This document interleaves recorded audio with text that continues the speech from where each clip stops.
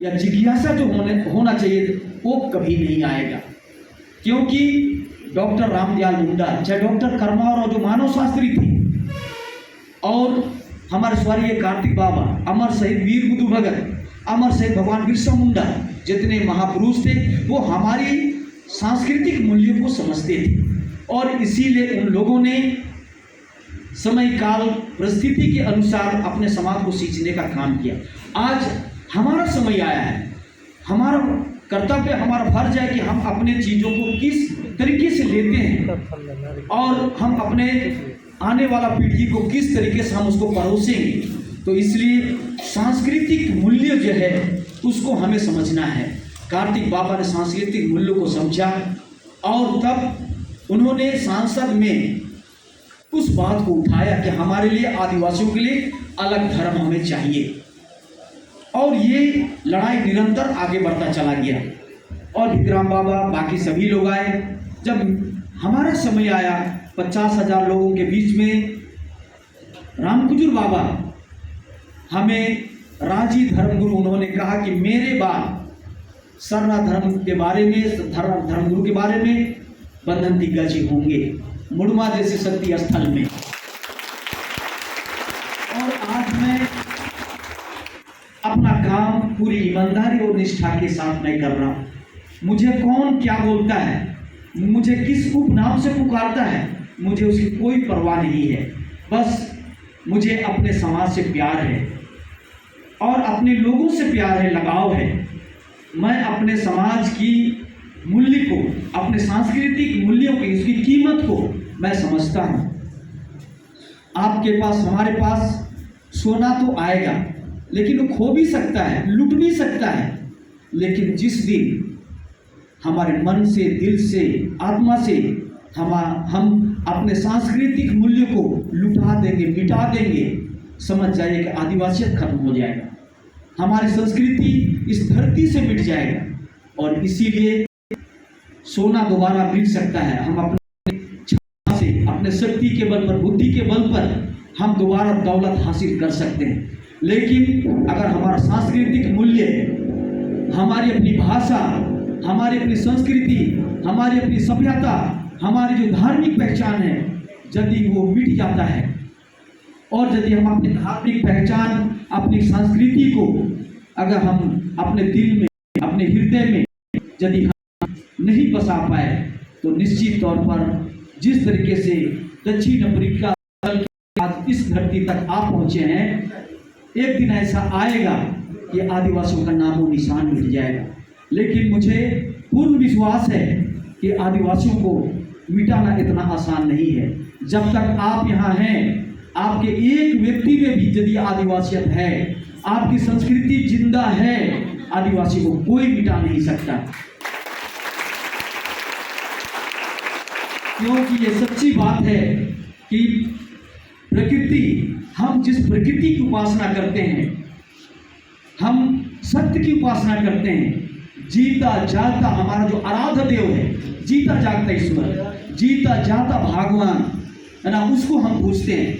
हम लोग किसी काल्पनिक देवी देवता की नहीं, किसी काल्पनिक फोटो की नहीं, किसी मानव रचित धर्मशास्त्र की नहीं, स्वयं अपरूपी भूमिपुर शाश्वत जो हम जिसे सरनामा, धरती माँ कहते हैं, उस प्रकृति रूपी, प्रकृति के द्वारा रचा या उस धर्मशास्त्र को हम मानते हैं। प्रकृति से बड़ा कोई शास्त्र नहीं, प्रकृति से बड़ा कोई ईश्वर नहीं, हम उस प्रकृति शास्त्र को मानते हैं जो जीता जागता है। और इसलिए हम आदिवासी जब तक यह धरती रहेगा, आदिवासी प्रकृति को मानता रहेगा और जब तक आदिवासी प्रकृति को उसकी उपासना करता रहेगा, यह धरती गतिमान रहेगा, यह धरती चलता रहेगा। और इसलिए आज के समय में जो हम आदिवासी जो है, हमारे बारे में पूरी दुनिया जानना चाहता है कि आदिवासियत क्या है।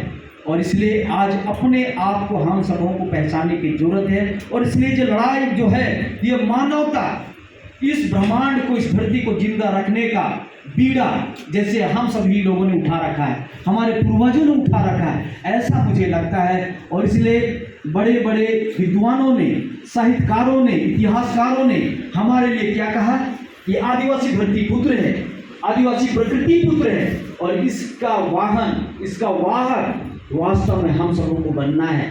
और इसलिए आप सभी लोग बहुत बहुत धन्यवाद के पात्र हैं कि आप लोग अपने अपने जगह पर अपना खा के, आज हम कोई वेतन भोगी कोई नहीं है, स्वयं की इच्छा से हम सभी लोग जो कमाते हैं, जो समय निकालते हैं, वही समय निकाल के अपने गांव में, कस्बों में, टोला में, और हम सभी लोग अपने खर्चों से एक दूसरे को मदद करके इस समाज को हम लोग सींच रहे हैं, आगे लेके जा रहे हैं। और अब समय आ गया है कि 2026 और 27 में पूरे देश, पूरी दुनिया को ये दिखा देना है कि हम इस दुनिया में जिस तरह से जानवरों में शेर को श्रेष्ठ कहा गया, पंछियों में मयूर को श्रेष्ठ कहा गया, उसी तरह से इस धरती में, मानव में आदिवासियों को श्रेष्ठ कहा गया है। और हमारा सरना धर्म श्रेष्ठ कैसे है, मैं प्रमाणित के साथ आपको बताना चाहता हूं कि इस धरती में राम के पिता कौन थे, आप सभी लोग जानते हैं। कृष्ण के पिता कौन थे, उसको भी आप जानते हैं। जो मानव रूप में धरती माया जी ने भगवान कहा गया। ईसा मसीह के भी पिता कौन थे, माता कौन थी, आप सभी जानते। जितने भी पैगंबर या महापुरुष, महामानव, जिन जिन धर्मों का वाहक इस धरती में आए, सभी लोग के बारे में आप सभी जानते हैं। और उनका भी जीवन शैली उनके द्वारा रचा गया, उनके द्वारा बताए गए मार्गों में जिन लोगों ने, उनके पथ पर, उनके मार्ग पर जिन लोगों ने चला, सबका मैंने अपना अपना धर्म का निर्माण किया गया। और हमारे पूर्वजों ने आदि अनादि काल से, सृष्टि काल से सरना की रक्षा करने वाला नाथ, इस संसार की रचना करने वाला नाथ, और इस संसार की रचना करने वाला और नाश करने वाला वो महाशक्ति, जिसे हम सरना माँ के रूप में, धर्मेश के रूप में हम लोग कहते हैं, जिसका नाम है सरना। और इसलिए हम उसी सरना धर्म की हम लोग मांग करने के लिए हम लोग निकल पड़े हैं। और इसलिए सरना जीता जागता है, वो कोई काल्पनिक नहीं, वो कोई मानव निर्मित नहीं, ये स्वयंभू है, ये अपरूपी है, ये भूमिपुट है, ये शाश्वत है। हमारा धर्म जो है वो शाश्वत है। और इसलिए आप देखेंगे कि जिस हम प्रकृति की उपासना करते हैं, जो भी भगवान आए, सभी भगवान ने इसी प्रकृति में जन्म लिया और इसी प्रकृति में वो लोग समाहित हो गए। और इसलिए आज हम इसी प्रकृति की उपासना करने वाले लोग हैं। और इसलिए हमारा जीता जाता जो धर्म है और इसके जो हम अनुयायी हैं, जो का जीवन जीने की शैली, जीवन जीने की पद्धति क्या है, हमारा सरना। और वो सरना क्या है, आप जानते हैं कि सूर्य की परिक्रमा पृथ्वी कैसे करता है। साल में एक चक्कर वो लगाता है, इस सूर्य की परिक्रमा पृथ्वी करता है। और पृथ्वी के साथ बृहस्पति ग्रह वो 12 वर्षों में एक चक्कर लगाता है। और हम सभी जानते हैं कि पृथ्वी परिक्रमा जब करता है तो राइट टू लेफ्ट करता है, और बृहस्पति ग्रह भी वो राइट टू लेफ्ट ही परिक्रमा करता है। हम जो भी कर्म कांड करते हैं, क्रिया करते हैं, दाहिने से बाएं ही करते हैं, चाहे वो छोटा से छोटा कोई कार्य क्यों ना हो, चाहे वो नृत्य करना हो, पर्व त्योहार मनाना हो, पूजा पाठ करना हो, मेहमान नवाजी करना, कोई भी कार्य, यहाँ तक खेत जोतना क्यों ना हो, हम दाहिने से बाएं ही करते हैं सब कुछ। और इस तरह से हमारा जो जीवन जीने का पद्धति है, जीवन जीने की जो शैली है, वो सरनामय है, वो प्रकृति के अनुसार है, प्रकृति की तरह है। और इसलिए हमारे पूर्वजों ने कोई धर्मशास्त्र नहीं लिखा, क्योंकि प्रकृति से बड़ा कोई शास्त्र नहीं, प्रकृति से बड़ा कोई ईश्वर नहीं। यही हमारे लिए सबसे बड़ा दर्शन जो है, इस चीज़ को हमारे पूर्वज लोग जानते थे।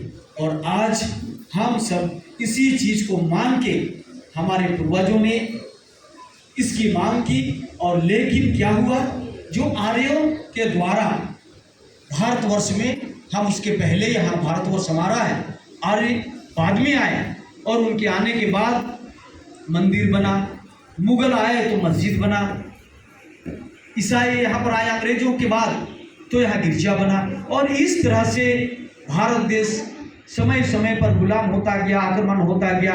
और तब हम जो आदिवासी प्रकृति प्रेमी हैं, जो प्रकृति, जो ये लाइन मैं हमेशा एक बात को कहता हूँ, जिनके सांसों में प्रकृति जीवंत है, जो स्वयं में ही प्रकृति को महसूस करता है और प्रकृति है जिनका इष्ट है, वही आदि है, वही अनादि है। मैंने जो ये लाइन कहा, जिनके सांसों में प्रकृति जीवंत है, जो स्वयं में ही प्रकृति को महसूस करता है और प्रकृति है जिनका इष्ट है, वही आदि है, वही अनादि है।